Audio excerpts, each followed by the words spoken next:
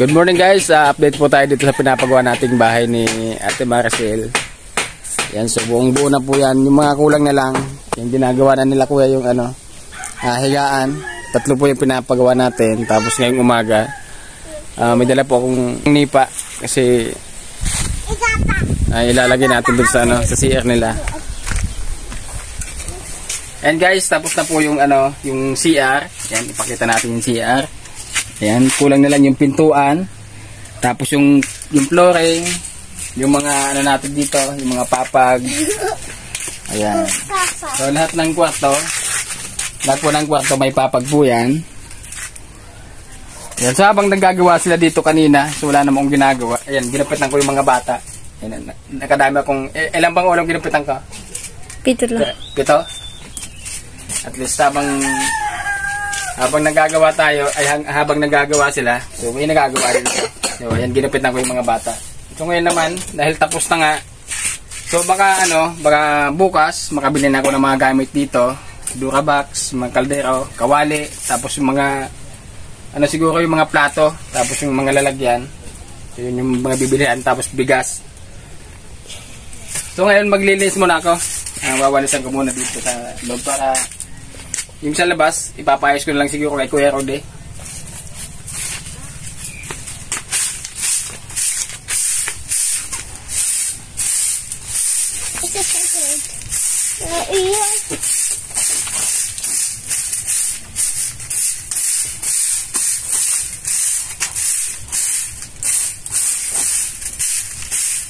Yan, medyo matagal-tagal tayong walang update dito guys, no? Dahil yun nga, nahinto tayo dito dahil kinapos tayo sa budget, tapos nagkataon pa na sunod-sunod yung seminar namin, kaya ngayon lang tayo nakapag-update. So ito nga, tapos na. So may award natin sa kanila, baka linggo o kaya Lunes.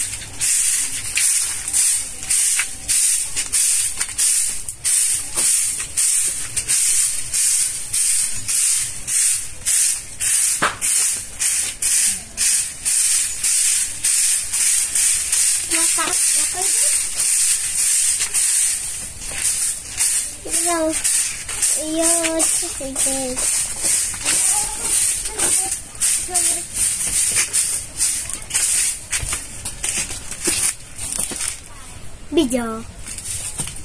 Videoan. Videoan. Yeah.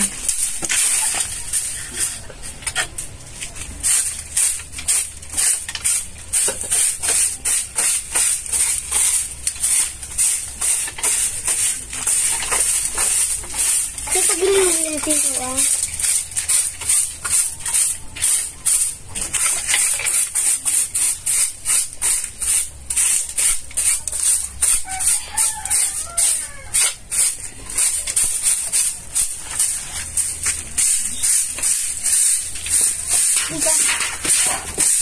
Lino next point. Lino ka next point.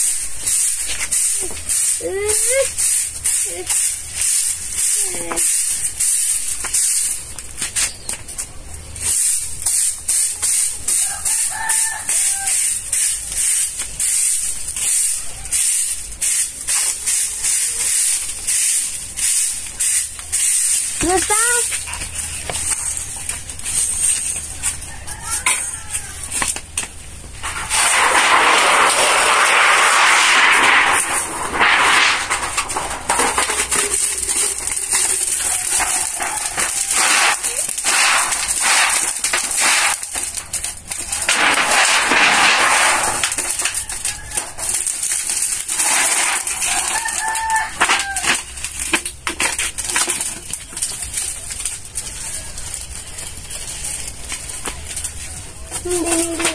Ito ba ka? Mado mo na sino si Jelen Sam. Siyempre.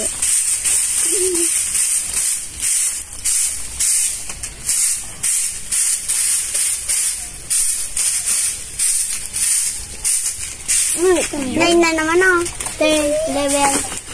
Tanggalin natin ang buhok dito.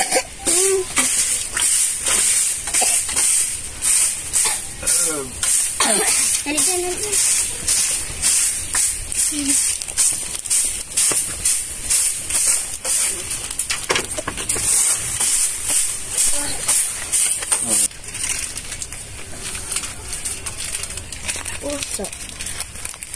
kuko.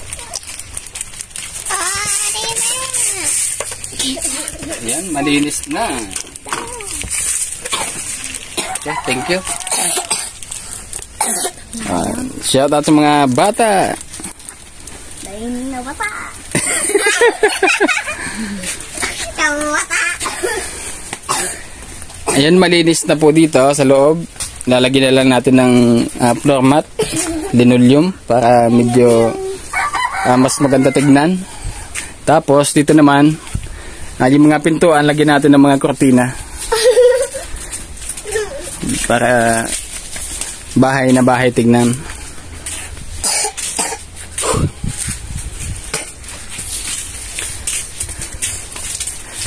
Ayan, yung CR natin, yung CR nila, pintuan na lang yung kulang. So medyo umulang kasi kaya hindi pa natapos. Sila na lang siguro maglalagay ng dito yung bato. Wala kami mahanap na bato dito na pwedeng ilagay. So siguro sila na lang. Tanglay. Ayan yung nagastos natin dito sa bahay, mga 110. Kasi medyo napamahal tayo dahil lahat ng mga materials pinapahakot natin dito kasi medyo malayo yung labasan. Bago makarating dito, kailangan mong hakutin yung mga materials. Mga nasa 110,000 kasama na yung mga gamit dito sa bahay. So yung dito sa labas, papalinisan ko na lang kay Kuya Rody, tapos kay Ate Marcel. So yung mga sobra pa na mga materials dito, tulad itong nipa, may ilang pirasong bakal pa dyan, tapos may simento. Yung simento siguro, si Kuya Rody na lang siguro yung kasi kinulang na tayo ng buhangin. So may isa pang semento dyan. May isa pang semento. So dito na lang natin ipapalagay yung kay Kuya Rody. Kayang-kaya niya na ito. Yan yung CR nila. Yan, so ipapantay natin kay Kuya Rody yung mga nakatambak na lupa dyan. Tapos yung tira ditong lupa na nabili natin para sa kanila, siguro taniman nila kung ano yung gusto nilang itanim.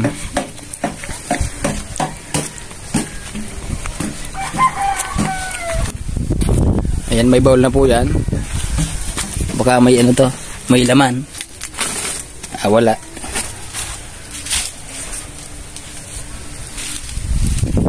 Ayan, napakasarap ng hangin dito guys. Ayan yung lugar dito.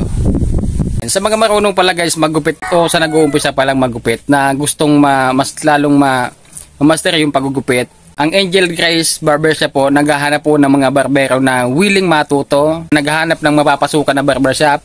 Pumunta lang kayo dyan sa Angel Grace Barbershop sa Tigaon, San Jose, Hanawan, Ocampo at sa Pasig. Puntahan nyo na po ang Angel Grace Barbershop sa mga nabanggit ko pong branches. So ayan, maraming salamat Sir Angel and Ma'am Grace. Suportahan po natin ang Angel Grace Barbershop dahil ang layunin nito ay talaga makapagbigay ng mga hanap buhay sa mga marunong magupit. Hanapin lang po si Angel Grace Alusan.